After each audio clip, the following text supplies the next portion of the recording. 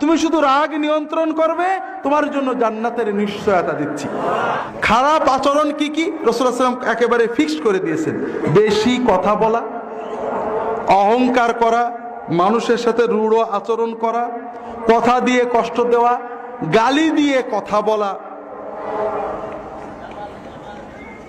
এই ধরনের নির্ধারিত কিছু কাজকে রাসূলুল্লাহ সাল্লাল্লাহু আলাইহি ওয়াসাল্লাম বলেছেন এগুলো খারাপ আচরণ, এইটা যারা করবে তারা আমার উম্মত নয়, অথবা উম্মত হলেও অনেক দূরের উম্মত হবে।